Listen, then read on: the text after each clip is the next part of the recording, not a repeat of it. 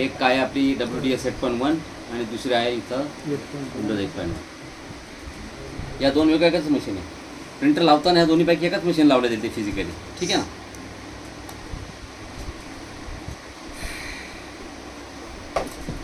Printing करायचं म्हणजे pages लागते. ठीक आहे. त्याच्यात बघून घ्या.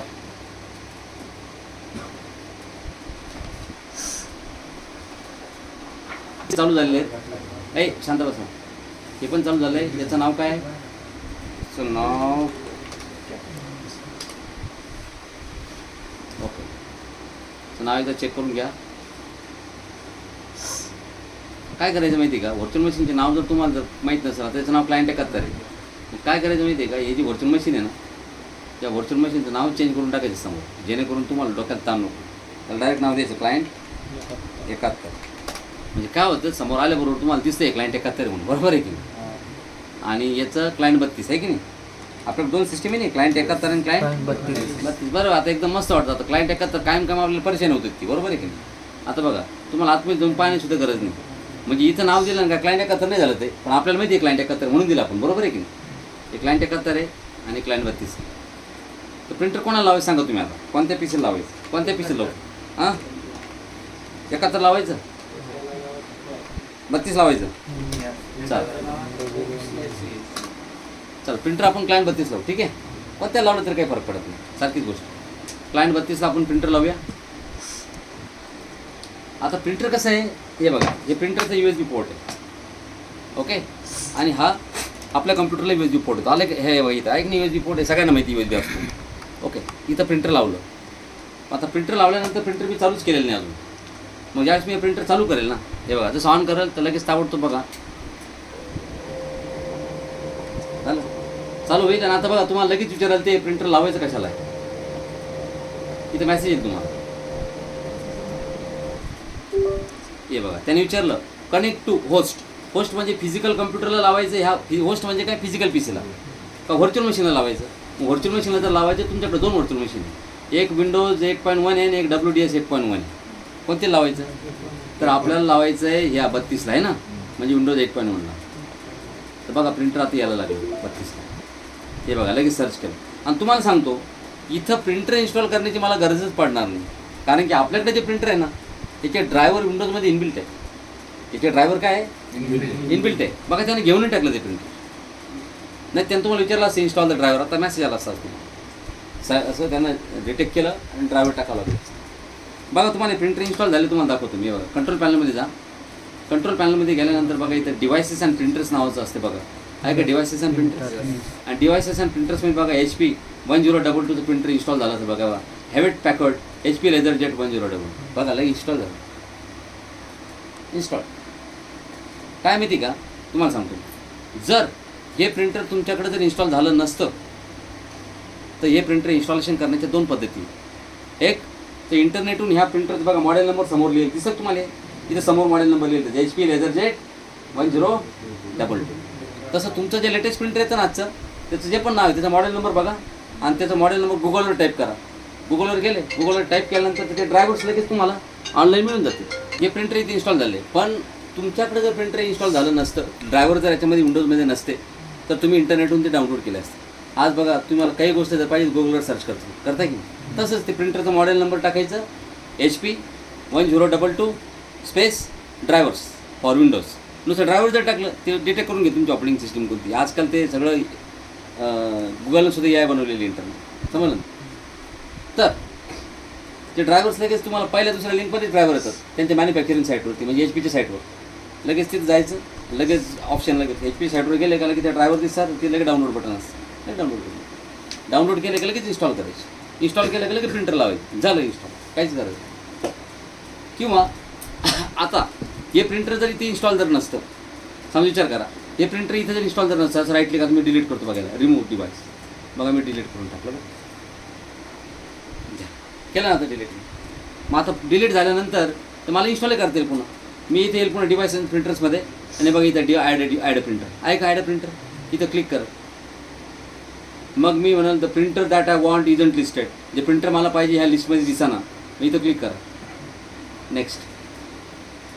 अरे हां, मग त्याला म्हणायचं ॲड अ लोकल प्रिंटर. कोणतं प्रिंटर ॲड करायचं आपल्याला? Local printer. म्हणजे लोकल म्हणजे मला लोकल मशीनला लावायचं प्रिंटर. लावलेलं आहे मी ते ऑलरेडी. नेक्स्ट, मग प्रिंटर कोणत्या पोर्टवरती लागलेलं आहे ती विचारतं. LPT1 वरती लागलेलं आहे, त्याला म्हणायचं दादा USB वरती लागलेलं आहे. कोणत्या पोर्टवरती? USB 001, कारण की आपला USB पोर्ट आहे. नेक्स्ट, मग काय झालं, आता ते ना तुम्हाला हे सगळे प्रिंटर दाखवले या जगातले ज्यांचे ड्रायव्हर विंडोजमध्ये आहे सध्या.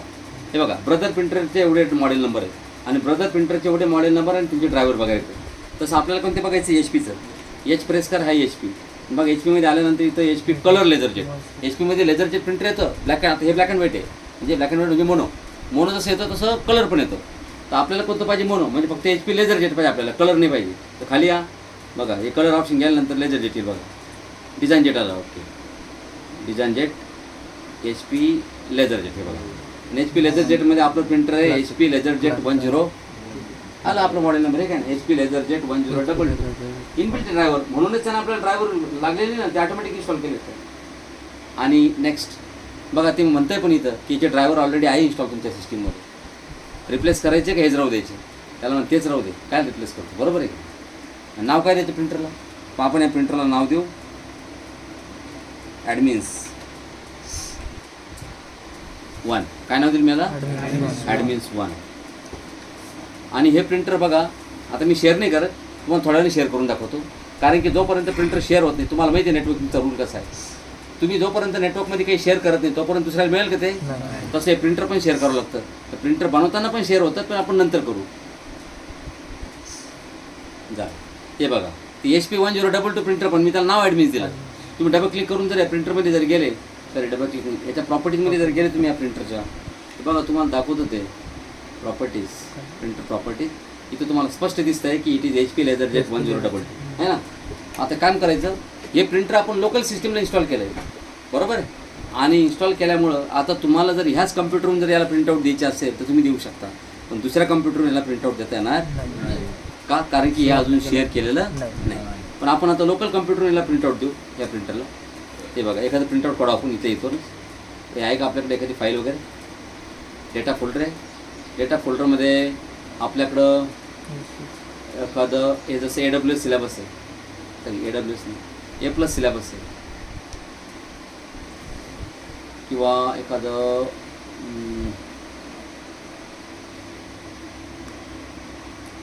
नेटवर्क प्लस सिलेबस घेऊ. काय घेऊ? Network plus syllabus. हा नेटवर्क प्लसचा सिलेबस आहे. मग मला नेटवर्क प्लसच्या सिलेबसचं प्रिंटआउट पाहिजे.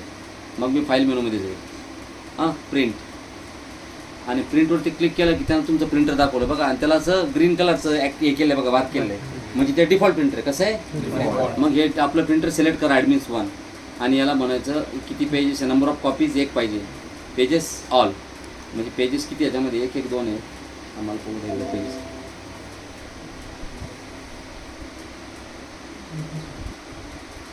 एकच आहे का?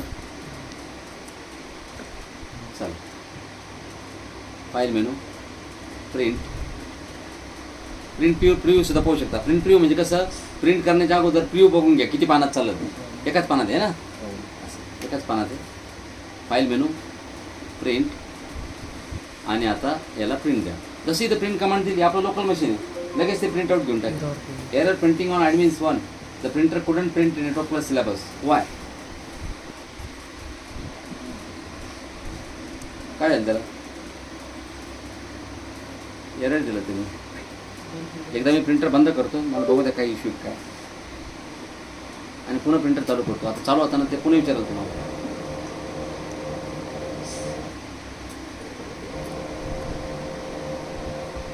चालू आता प्रिंटर चालू केलं म्हणजे कसं आहे, इथं व्हर्च्युअल मशीन 2 आहे ना, तर कशाला लावायचं तुम्हाला ते विचारतो तुम्हाला. आपण कशाला लावलं त्याला?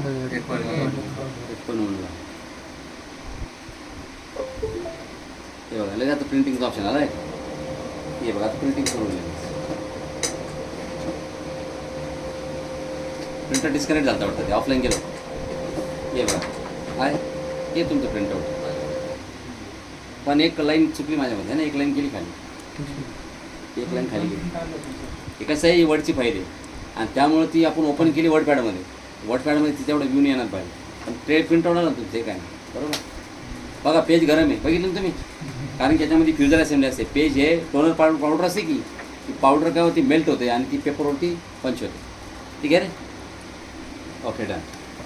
हे झालं आपलं लोकल प्रिंटर. लोकल प्रिंटिंग केलं आपण म्हणजे ह्या सिस्टीमवरतीच आपलं आहे ते बरोबर आहे की नाही.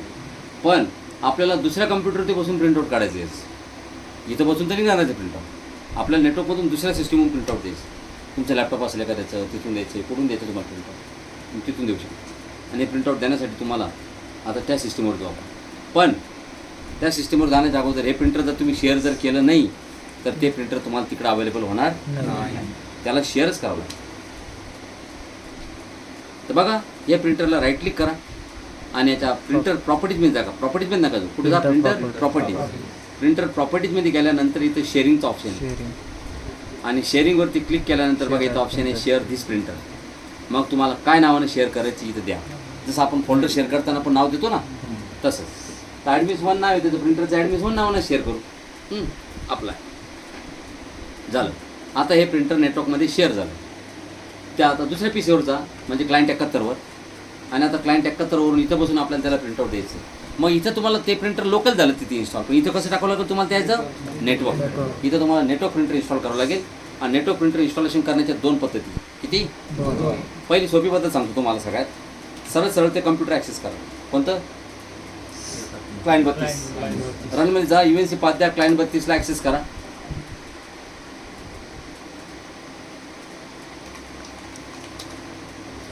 झालं वाटतं. त्याचं युजर नेम द्या कारण की आपण क्लासिक ॲक्सेस केलं आहे ना. युजर नेम द्या.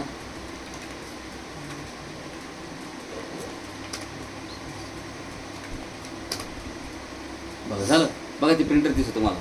ज्या गोष्टी शेअर केल्या ना ते नेटवर्कमध्ये दिसतात. बरोबर आहे की नाही. आता त्या दिवशी आपण डेटा फोल्डर शेअर केलं होतं, डेटा दिसत होतं. आता तुम्ही प्रिंटर शेअर केलं, प्रिंटर दिसते तिथं. या प्रिंटरला फक्त डबल क्लिक करा तुम्ही, बस झालं प्रिंटर इन्स्टॉल. काय करा फक्त याला जसं डबल क्लिक केलं की त्याचे ड्रायव्हर तुमच्या ह्या मशीनवर इन्स्टॉल होणार ॲटोमॅटिक तिकडनं त्याच्यावर. पण तुम्हाला जर इथून नसेल इन्स्टॉलेशन करायचं हे सोपं आहे एकदम. डायरेक्ट डबल क्लिक करायचं. दुसरी मेथड आहे बघा त्याची. याच कम्प्युटरमध्ये तुम्ही एक काम करा, कंट्रोल पॅनलमध्ये जा. कंट्रोल पॅनलमध्ये गेल्यानंतर तुमच्याकडे इथं डिव्हायसेस अँड प्रिंटर्स आणि डिव्हायसेस अँड प्रिंटर्समध्ये गेल्यानंतर तुम्हाला इथं पुन्हा बघा आता इथं प्रिंटर फिजिकल लावले की तुम्ही नाही तर न लावल्यामुळे तुम्हाला इथं ते प्रिंटर झालं की इन्स्टॉल नाही झालं. मग इथं ॲड प्रिंटर करा. हे प्रिंटर तुम्हाला इथे दिसणार नाही कारण की तुमचं एक डोमेन बेस नेटवर्क नाही आहे. ते कंपनीमध्ये डोमेन बेस नेटवर्क असेल तिथं प्रिंटर डायरेक्ट दिसतं त्याला. अरे दिसलं इथं तर वा त्याचा पासवर्ड टाकला ना आपण आता म्हणून त्यानं काय केलं स्कॅन केलं. बघा प्रिंटर आलं इथं लगेच. येत नाही जनरली भरपूर नेटवर्कमध्ये. पण आपण काय केलं त्याचा पासवर्ड टाकून ॲक्सेस केलं ना आता त्याला. त्यामुळे त्यानं तो पासवर्ड कॅश केलेला पासवर्ड उचलला आणि त्या कम्प्युटरला कॉन्टॅक्ट केला आणि त्या कम्प्युटरचं प्रिंटर दाखवलं. पण समजा हे प्रिंटर जर इथं दिसलं नाही तुम्हाला इथे क्लिक करायचं. कुठं? The printer that I want is unlisted. आणि मग इथं त्या प्रिंटरचा पाथ द्यावा लागेल तुम्हाला. म्हणजे तुम्हाला ब्राउज करावं लागेल आणि मग ते कम्प्युटरचं नाव आहे क्लायंट 32. त्याच्यामध्ये जाऊन हे ॲडमिन्स 1 हे प्रिंटर घ्यावं लागेल आणि नेक्स्ट करून मग ते प्रिंटरला कनेक्ट करेल ते इन्स्टॉलेशन झालं. झालं प्रिंटर इन्स्टॉल.